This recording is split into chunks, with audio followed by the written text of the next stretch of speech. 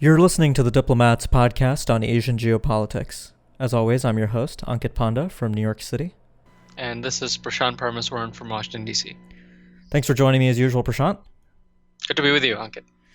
Cool. We're doing this in the middle of a snowstorm here on the East Coast, the fourth one we've had this spring. It's supposed to be the second day of spring, actually, but it doesn't look like we have much warmth to look forward to yet. But, and here's my segue, who did see some warmth over the weekend was Australia and ASEAN.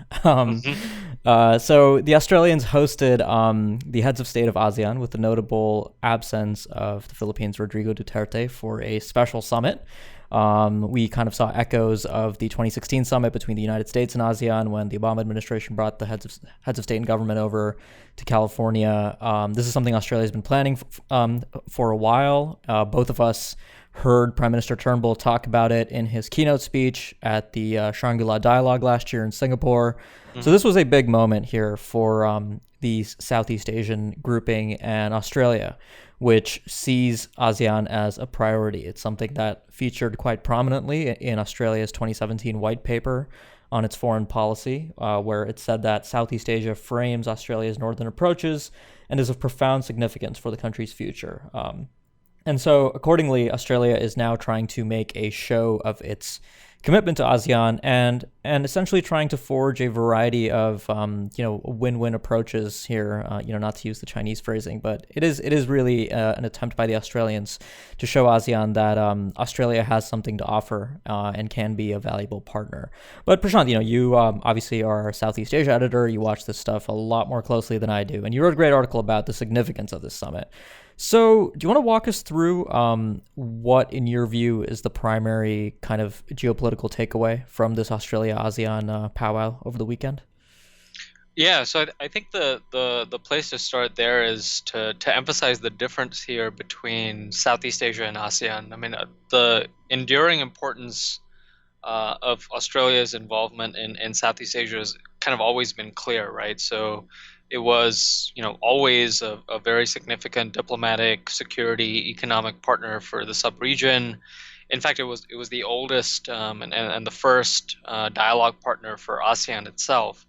I like the way that you sort of frame this in terms of what other countries are doing, including the United States, which is, I think the big takeaway is that this summit, in terms of its significance, is a recognition in the last few years by various players, including the United States and Australia, that as they engage Southeast Asia as a sub-region, they can't ignore ASEAN's importance as a regional grouping.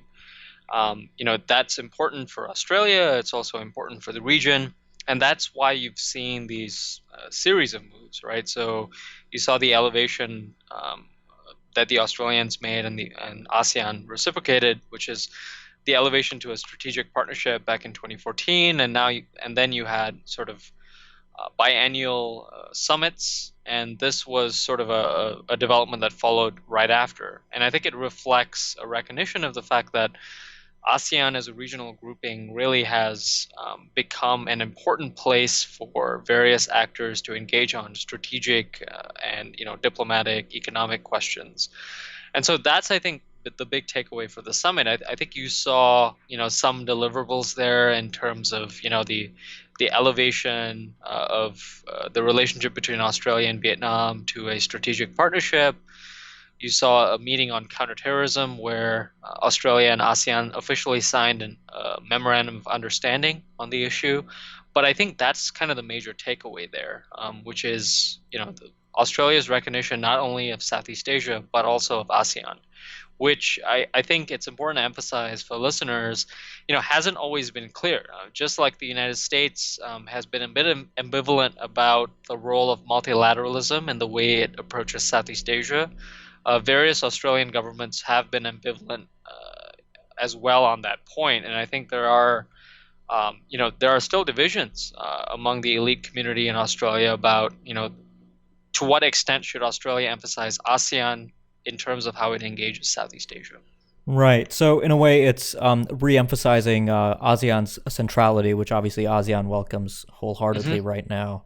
Let me kind of take a step back here and ask you about the broader geopolitical context in which all this is taking place. So obviously this is a long running trend. You hinted at the 2014 Strategic Partnership Declaration. We've talked about the 2017 White Paper, but now in March 2018, this all of this engagement is occurring amid this mania about the Indo-Pacific strategy and the Indo-Pacific project, and Australia notably is a participant in the so-called quadrilateral as one of the regional powers that will be leading this charge to preserve the rules-based order. And a big part of the Indo-Pacific strategy, as we saw at the November 2017 working level meeting between officials from the four countries, was connectivity. And there was a major connectivity initiative announced. I don't want to oversell it because, we'll have to see how it actually turns out in reality, as so many of these things do. But Australia, I think, has been quite clear that they see Southeast Asia as sort of the linchpin between the Indian Ocean and the Pacific Ocean. In the White Paper, they again noted that Southeast Asia sits at a nexus of strategic competition in the Indo-Pacific. So there is this other dynamic here that I think also, I think it's fair to say that Prime Minister Turnbull was also quite clear about that in his speech last year at Shangri-La too. And on the flip side, ASEAN has obviously taken an interest in connectivity too. As early as 2016, they unveiled the master plan on ASEAN connectivity for 2025, which envisions a seamlessly and comprehensively connected and integrated ASEAN. And, there's been a lot of anxiety about how these so-called partners in the Quad can sort of compete with what China has to offer to the region. Mm-hmm. So what's your sense of this new connectivity initiative between ASEAN and Australia? And where do what are the real challenges and opportunities here for the ASEAN-Australia relationship? Yeah, I mean, I think that angle is a really important one that you brought up, because I think, there's still a lot of specifics and meat that needs to be put on the bones of this so-called regional infrastructure initiative that the Australians have announced. But the fact that they have announced something, economically speaking, is important for these Southeast Asian countries. And to sort of elaborate on the comparison you made earlier, which I think is quite apt with the engagement that Southeast Asia has had with the United States, there's been very a lot of challenges that these countries have been facing in terms of getting the Trump administration to unveil an economic piece of this so-called free and open Indo-Pacific vision that it has. And the fact that the Australians are recognizing the fact that this regional infrastructure piece is important is a recognition of the fact that they understand what the Southeast Asian demands are, and the fact that these Southeast Asian states are under pressure from China and its own sort of One Belt, One Road vision, or Belt and Road Initiative, whatever you want to call it. And they're looking for other actors that are willing to sort of chart out a positive economic vision for the relationship. And it doesn't matter how vague that vision is or how basic it is, the fact that they're actually talking about this is helpful. And I do think, the other angle of this that's really important is the fact that Australia is one of the few countries in the Asia-Pacific that's part of both the Trans-Pacific Partnership and the Regional Comprehensive Economic Partnership, the two major trade agreements that often get talked about. And I guess now the TPP is rebranded under CPTPP following the U.S. withdrawal. And, there's always been a case that's been made that Australia has a role to play on trade and investment based on the fact that it's a member of both these agreements. And I do think that sort of also attests to its regional role. But I think that's kind of a good segue for us to discuss maybe the sort of broader regional significance of this ASEAN-Australia summit. I mean, one angle of this is the Indo-Pacific vision that we've been talking about strategically, but the other component of this is the economic component, which you talked about rightly so, which is the CPTPP and RCEP angle. And RCEP is, we're still as always hoping that it will be completed by the end of this year. But be interested to hear your thoughts about how we move forward on that economic piece. Yeah, I mean, the big takeaway I think is a year ago you and I were on this podcast talking about how Asia would react to the United States pulling back, or at least, retreating into, I guess, what, Barry Posen now calls a liberal hegemony that the United States has very much maintained its forward. We talked about Trump's kind of commitments to alliances and things in East Asia, but, broadly speaking, we still have troops in South Korea and Japan. The U.S. Navy is conducting more fawn ops than ever. The naval operations continue apace. Freedom of navigation continues to be an important component of U.S. strategy in the region, but obviously the big variable that has changed from the Obama administration and many previous U.S. administrations is trade and how the administration thinks about that issue. And I think the best encapsulation of that changing U.S. approach was Trump's speech in Da Nang, Vietnam, on the sidelines of the APEC summit last year in November. But despite everything that's happened, I think it's really quite clear that the demand in Asia for free trade that was always apparent through the Obama administration, even the Bush administration, is very much still there, and it's certainly there in Southeast Asia, right? I mean, we talked about the ASEAN connectivity announcement in 2016. And, right now with the rebranding of the TPP into the CPTPP, which was, by the way, signed earlier this month in March for our listeners, you'll still have to go through ratification. 6 countries have to ratify it before it can enter into force. And it's a watered-down version of TPP, but it's still noticeably different than RCEP. It's a higher standards agreement still, even though it's not quite what the TPP was. About 22 important provisions have been frozen with the United States non-participation. You have these kind of countries that you can, divvy up into baskets. They're the RCEP only countries. I think, it was good of you to bring up the fact that Australia is part of both these agreements, which gives it a really important role to play, I think. I completely agree with you on that point. But, you have the RCEP only countries, right? So on my list, I have, Cambodia, China, India, Indonesia, South Korea, Laos, Myanmar, Philippines, and Thailand. Some of these countries are interested in eventually joining CPTPP, but right now they're only following the RCEP process. And remember, CPTPP requires membership in APEC, so a country like India, for example, would have to jump through that hoop first in order to be eligible to join the CPTPP. I really hate saying CPTPP. It's just a terrible acronym. But I guess we have Justin Trudeau to thank for that. It's actually the Canadians who insisted on the comprehensive and progressive edition. I'm just going to call it TPP for the podcast. It just feels better. And then, the CPTPP countries only, there I go again, Canada, Mexico, Peru, and Chile, right? So those countries are also negotiating a free trade agreement separately with Singapore. So there's really, all of these different sorts of agreements that are going on. I mean, also, the Philippines recently ratified its FTA with the European Free Trade Association. I think that was news a lot of people missed earlier this month. Australia, meanwhile, has been, conducting its own agreements across the Pacific. With Peru, it signed an FTA, and with Indonesia, it signed a comprehensive and economic partnership agreement. So there's this real networking going on, and Australia, I think, is particularly well positioned here. And that kind of observation that you brought up about Canberra's role in both of these agreements, I think, really places it in an important position.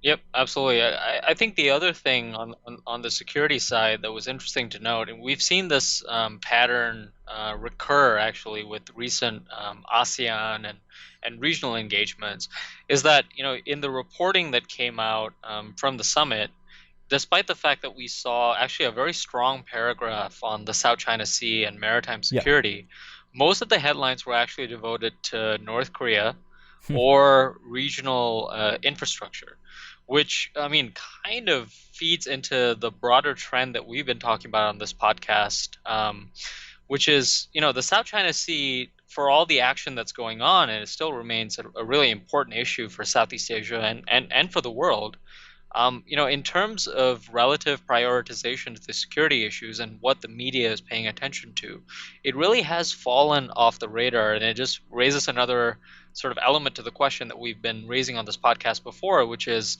with North Korea and this idea of, TPP and regional infrastructure and One Belt, One Road, hogging a lot of the attention, is the South China Sea kind of moving out the radar? I think Australia and some of these other countries like the United States are still trying to keep it on the agenda, but it does seem at times that they're fighting a losing battle when it comes to the media. I think so, and in a sense, it's an acknowledgement of reality, right? I mean, I think there's a degree of fatalism that's sunk in all of these democratic capitals in the region. Tokyo, Canberra, New Delhi, Washington, Singapore. There's just, I think a recognition of the new reality in the South China Sea. Hmm. And I think a big component of that is also the way, the Philippines has conducted itself. I think had things gone differently there, and we had a continued kind of forward-leaning Philippines that saw the value of the 2016 ruling and kept the pressure up on China, maybe things would be different. But right now, I mean, given the fact that among the claimants, it's really only Vietnam that continues to be forward leaning. But also, Vietnam had that incident with the Spanish Yep. company Repsol, and they stood down as well. I mean, China's really, from a realist perspective, China's been quite successful in changing the facts on the water, and it really hasn't mattered at the end of the day that PACOM is conducting more fawn ops now than it ever did during the Obama administration, and these fawn ops are happening quietly without much press, as a lot of proponents thought they needed to be in the beginning.